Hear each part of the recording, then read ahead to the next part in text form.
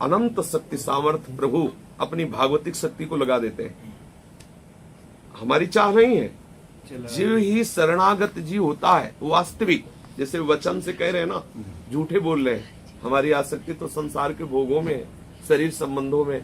पर हमने सत्संग में सुना कि कल्याण का परम हेतु भगवान की शरणागति है। तो अंदर से नहीं हो रहा, पर हम बाहर से कह रहे हैं श्री कृष्ण आपकी शरण में।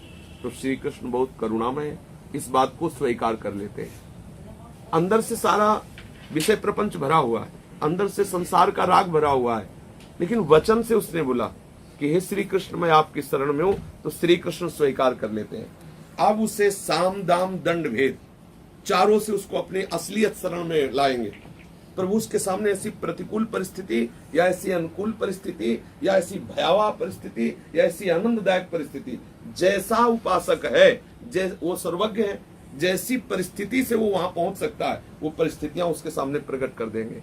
और जब साधक सच्चा शरणागत अंदर से हो जाता है तो उसके अंदर भय रहित हो जाता है, क्योंकि उसको पता है कि अब मेरा कुछ नहीं रह गया। भय मेरा नष्ट होने में होता है, जैसे मेरा शरीर नष्ट हो जाएगा, मुझे कष्ट होगा, मेरा जो कुछ है वो सब श्री कृष्ण का हो गया। और श्री कृष्ण अजेय है, उनको कोई जीत सकता नहीं, उनके सिवा कोई दूसरी सत्ता नहीं, उनकी सामर्थ्य हमारे पास है, इसलिए कभी भी भयभीत नहीं होता। जब आपके अंदर निर्भयता बढ़ने लगे, और वो तभी बढ़ेगी जब भगवत स्मरण बढ़ रहा। संसार का स्मरण निश्चित भय प्रदान करेगा। जहां संसार का राग, संसार का स्मरण है वहां भय है, और जहां श्री कृष्ण का स्मरण है वहां निर्भयता है। फिर शोक रहित होना, किसी भी तरह का कोई शोक उसके हृदय को स्पर्श नहीं कर सकता। अब उसे कोई चिंता नहीं सताती। जब चिंता सताने लगे तो समझना शरणागति में बाधा प्रकट हो रही।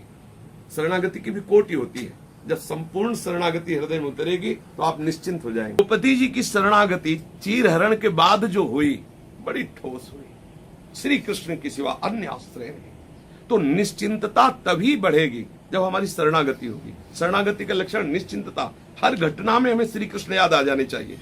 अगर अन्य कोई याद आया, अन्य कोई तंत्र मंत्र, अन्य कोई देवी देवता, अन्य उपाय, तो अभी श्री कृष्ण की पूर्ण शरणागति का सीधे शरण से संबंध होता है। सीधे जब अपने आराध्य देव पर संशय न करे, पता नहीं वो मिलेंगे कि नहीं, पता नहीं वो हमें जानते भी हैं कि नहीं कि मैं उनका भजन करता हूँ, पता नहीं वो हम पे अरे वही कृपा करके भजन करवा रहे, वही घसीट रहे तो आपके कदम उनकी तरफ बढ़ रहे, वही आपको अपने शरण में ले रहे हैं, इसलिए आप शरणागत हैं। कभी संशय न करे, अपने आराध्य देव के प्रति कभी विपरीत भावना न करे कि हे नाथ मैं आपकी शरण में हूं तो संकट क्यों, मैं आपकी शरण में हूं तो बीमारी क्यों, मैं आपकी शरण में हूं तो सामने वाला हमें गाली क्यों दे रहा है, मैं आपकी शरण में हूं तो मेरी निंदा क्यों हो रही, मैं आपकी शरण में हूं तो अमुक व्यवहार क्यों हमारे। ये विपरीत भावना नहीं होनी चाहिए।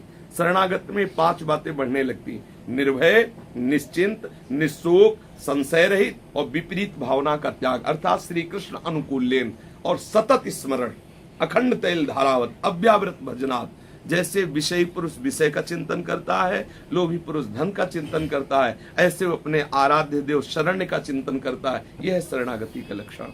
जैसे जैसे शरणागत होता जाएगा बेपरवाही आने लगेगी, एक मस्ती, एक निश्चिंतता, वो भरोसा, एक भरोसा निश्चिंत हो जाता है। हमारे प्रभु के द्वारा ही सारी बात बनेगी, ऐसा उसको दृढ़ विश्वास होता है।